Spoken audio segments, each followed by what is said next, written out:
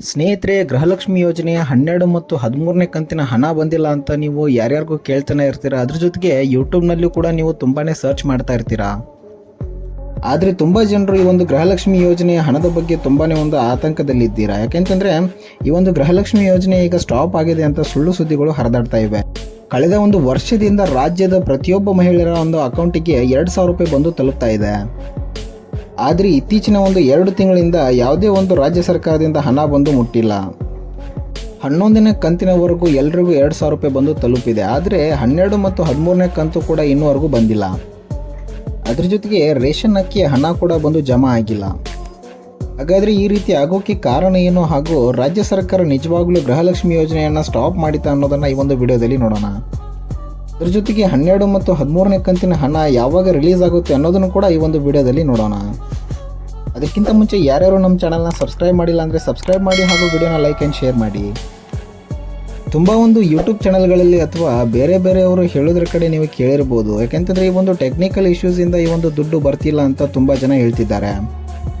ಆದರೆ ನಿಜವಾಗ್ಲೂ ಹೇಳಬೇಕಂತಂದರೆ ರಾಜ್ಯ ಸರ್ಕಾರದಿಂದ ಈ ಒಂದು ಗೃಹಲಕ್ಷ್ಮಿ ಯೋಜನೆಗೆ ಹಣ ರಿಲೀಸ್ ಆಗೇ ಇಲ್ಲ.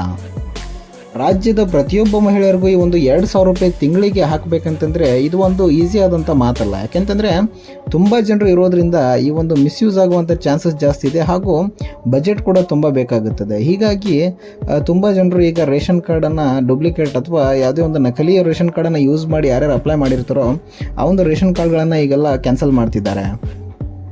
ಈಗಾಗಲೇ 2 ಲಕ್ಷಕ್ಕಿಂತ ಹೆಚ್ಚು ಮಹಿಳೆಯರ ಒಂದು BPL ಕಾರ್ಡ್ಗಳನ್ನು ಕ್ಯಾನ್ಸಲ್ ಮಾಡಲಾಗಿದೆ. ಇದಕ್ಕೆ ಕಾರಣ ಏನಪ್ಪ ಅಂತಂದರೆ ತುಂಬ ಮಹಿಳೆಯರು ಈಗ IT ರಿಟರ್ನ್ಸ್ ಅಥವಾ GSTಯನ್ನು ಫೈಲ್ ಮಾಡ್ತಿರ್ತಾರೆ. ಸೊ ಹೀಗಾಗಿ ಈ ಒಂದು ಗೃಹಲಕ್ಷ್ಮಿ ಯೋಜನೆಗೆ ಒಂದು ಕ್ರೈಟೇರಿಯಾ ಅನ್ನೋದು ಇರುತ್ತದೆ. ಹೀಗಾಗಿ ಆ ಒಂದು ಮಾನದಂಡವನ್ನು ಮೀರಿದಾಗಿ ನಕಲಿ BPL ಕಾರ್ಡನ್ನು ಬಳಸಿ ಈ ಒಂದು ಗೃಹಲಕ್ಷ್ಮಿ ಯೋಜನೆ ಹಣವನ್ನು ಪಡಿತಿದ್ರು. ಹೀಗಾಗಿ ತುಂಬ ಜನರಿಗೆ ಈ ಒಂದು ಗೃಹಲಕ್ಷ್ಮಿ ಯೋಜನೆ ಅಂದರೆ ಕ್ರೈಟೇರಿಯಾವನ್ನು ಕ್ರಾಸ್ ಮಾಡಿ ಮಾನದಂಡವನ್ನು ಮಿಕ್ಕಿ ಯಾರ್ಯಾರು ದುಡ್ಡನ್ನು ಪಡಿತಿದ್ದಾರೋ ಅವ್ರಿಗೆಲ್ಲ ದುಡ್ಡು ಹಾಕ್ತಾ ಹೋದರೆ ಈ ಒಂದು ದುಡ್ಡು ಸಾಲೋದಿಲ್ಲ ಅಂತ ಕಡಿತ ಮಾಡಲಿಕ್ಕೆ 2 ಲಕ್ಷ ಜನರನ್ನು ಈಗ ಆಲ್ರೆಡಿ ಕ್ಯಾನ್ಸಲನ್ನು ಮಾಡಿದ್ದಾರೆ. ಅದರ ಜೊತೆಗೆ ಯಾವ ಒಂದು ಕುಟುಂಬ 1,20,000ಕ್ಕಿಂತ ಹೆಚ್ಚು ವಾರ್ಷಿಕ ಆದಾಯವನ್ನು ಹೊಂದಿರುತ್ತದೆಯೋ ಆ ಒಂದು ಕುಟುಂಬದ ಒಂದು BPL ಕಾರ್ಡನ್ನು ಕೂಡ ಈಗ ಕ್ಯಾನ್ಸಲ್ ಮಾಡಲಾಗಿದೆ. ಹಾಗೂ ಯಾವುದೇ ಒಂದು ಕುಟುಂಬ ಕೂಡ ಕಾರನ್ನು ಹೊಂದುವಂತಿಲ್ಲ. ಈ ಒಂದು ಕಾರನ್ನು ಹೊಂದಿದರೆ ಅವರಿಗೂ ಕೂಡ ಗೃಹಲಕ್ಷ್ಮಿ ಯೋಜನೆಯ ಒಂದು ಫೆಸಿಲಿಟಿ ಸಿಗೋದಿಲ್ಲ. ಹಾಗೂ ಟ್ರಾನ್ಸಾಕ್ಷನಲ್ಲಿ ಕೂಡ ಅಂದರೆ 8 ಲಕ್ಷಕ್ಕಿಂತ ಹೆಚ್ಚು ಟ್ರಾನ್ಸಾಕ್ಷನ್ನ ಗಂಡ ಅಥವಾ ಹೆಂಡತಿ ಮಾಡಿದರೆ ಅವ್ರಿಗೂ ಕೂಡ ಈ ಒಂದು ಗೃಹಲಕ್ಷ್ಮಿ ಯೋಜನೆಯನ್ನು ಪಡೆಯುವಲ್ಲಿ ವಿಫಲವನ್ನು ಕಾಣ್ತಾರೆ. ಹೀಗಾಗಿ ಇಲ್ಲಿಯವರೆಗೂ ಯಾರ್ಯಾರು ನಕಲಿ BPL ಕಾರ್ಡನ್ನು ಬಳಸಿ ಯಾರ್ಯಾರು ರೇಷನನ್ನು ತೊಗೊಂಡಿರ್ತಾರೋ ಆ ಒಂದು ರೇಷನನ್ನು ಈಗ ವಾಪಸ್ ಪಡೆಯಲು 30 ರೂಪಾಯಿ ಅಂತೆ ಪ್ರತಿ ಕೆಜಿಗೆ ವಾಪಸ್ ಪಡೆಯಲು ರಾಜ್ಯ ಸರ್ಕಾರ ತಿಳಿಸಿದೆ. ಈ ರೀತಿಯಾಗಿ ಕೆಲವೊಂದಷ್ಟು ಜನರಿಗೆ ಕಳೆದ ಒಂದು 2 ತಿಂಗಳಿಂದ ಅಮೌಂಟ್ ಬಂದಿಲ್ಲ ಅನ್ನೋದಕ್ಕೆ ಇದೊಂದು ಕಾರಣ ಅಂತಲೇ ಹೇಳ್ಬೋದು.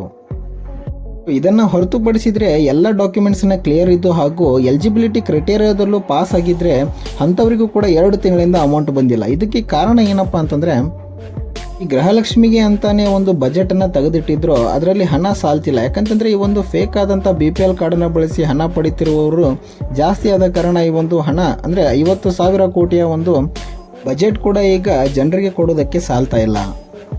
ಹಾಗಾದರೆ ಕೆಲ ಜನರು ಎಲ್ಲ ಒಂದು ಡಾಕ್ಯುಮೆಂಟ್ಸನ್ನು ಕ್ಲಿಯರ್ ಇದ್ದವರು ಕೂಡ ಅವ್ರಿಗೆ ಅಮೌಂಟ್ ಬಂದಿಲ್ಲ ಅಂದರೆ ಅವ್ರು ಏನು ಮಾಡಬೇಕಂತಂದರೆ ಒಂದು ಸಾರಿ ಹೋಗಿ ನಿಮ್ಮ ಒಂದು ಅಪ್ಲಿಕೇಶನ್ ಸ್ಟೇಟಸನ್ನು ಚೆಕ್ ಮಾಡಬೇಕಾಗತ್ತೆ. ಸಪೋಸ್ ನಿಮ್ಮ ಒಂದು ಅಪ್ಲಿಕೇಶನ್ ರಿಜೆಕ್ಟ್ ಆಗಿದ್ರೆ ಅಥವಾ ಕ್ಯಾನ್ಸಲ್ ಆಗಿದ್ದರೆ ಅಲ್ಲಿ ಕ್ಲಿಯರ್ ಆಗಿ ನಿಮಗೆ ಕೊಟ್ಟಿರ್ತಾರೆ ಯಾವ ಒಂದು ಕಾರಣಕ್ಕೆ ನಿಮ್ಮ ಒಂದು ಅಪ್ಲಿಕೇಶನ್ ರಿಜೆಕ್ಟ್ ಆಗಿದೆ ಅಂತ. ಆ ಒಂದು ರಿಜೆಕ್ಷನ್ ಆದಂಥ ಒಂದು ಸ್ಟೇಟಸನ್ನು ನೋಡಿ ನೀವು ಅದಕ್ಕೆ ತಕ್ಕಂಥ ಒಂದು ಪ್ರೊಸೀಜರನ್ನು ಫಾಲೋ ಮಾಡಿ ವಾಪಸ್ ನಿಮ್ಮ ಅಪ್ಲಿಕೇಶನನ್ನು ಆ್ಯಕ್ಟಿವ್ ಮಾಡಬೇಕಾಗುತ್ತದೆ. ಜೊತೆಗೆ ನಿಮ್ಮ ಒಂದು ಅಪ್ಲಿಕೇಶನ್ ಯಾವುದೇ ರೀತಿಯಲ್ಲಿ ಕ್ಯಾನ್ಸಲ್ ಅಥವಾ ರಿಜೆಕ್ಷನ್ ಆಗದೇ ಇದ್ದಿದ್ದರೆ ನೀವು ಏನು ಮಾಡಬೇಕಂತಂದರೆ ಈ ಒಂದು ತಿಂಗಳು ಅಂದರೆ ಸೆಪ್ಟೆಂಬರ್ ತಿಂಗಳ ಕೊನೆಯ ವಾರದವರೆಗೂ ನೀವು ವೇಟ್ ಮಾಡಬೇಕಾಗುತ್ತದೆ. ಮೊನ್ನೆ ನಡೆದಂಥ ಪ್ರೆಸ್ ಮೀಟ್ನಲ್ಲಿ ಕೂಡ ಲಕ್ಷ್ಮೀ ಹೆಬ್ಬಾಳ್ಕರ್ ಮೇಡಮ್ ಅವರು ಈ ಒಂದು ಗೃಹಲಕ್ಷ್ಮಿ ಯೋಜನೆ ಹಣ ಸೆಪ್ಟೆಂಬರ್ ತಿಂಗಳ ಕೊನೆಯ ವಾರದಲ್ಲಿ ಎಲಿಜಿಬಲ್ ಇರುವಂಥ ಮಹಿಳೆಯರಿಗೆ ಬಂದು ತಲುಪಲಿದೆ ಅಂತ ಹೇಳಿದ್ದಾರೆ.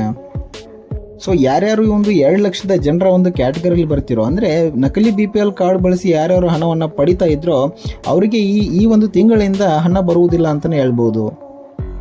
ಹಾಗೂ ಯಾರ್ಯಾರು ನಕಲಿ BPL ಕಾರ್ಡನ್ನು ಬಳಸದೆ ಇದುವರೆಗೂ ಯಾರ್ಯಾರು ಗೃಹಲಕ್ಷ್ಮಿ ಯೋಜನೆಯ 2,000 ರೂಪಾಯಿಯನ್ನು ಪಡಿತಾ ಇದ್ರೋ ಅವರಿಗೆ ಈ ತಿಂಗಳ ಒಂದು ಕೊನೆಯ ವಾರದಲ್ಲಿ ದುಡ್ಡು ಬಂದು ತಲುಪಲಿದೆ ಅಂತಲೇ ಹೇಳ್ಬೋದು.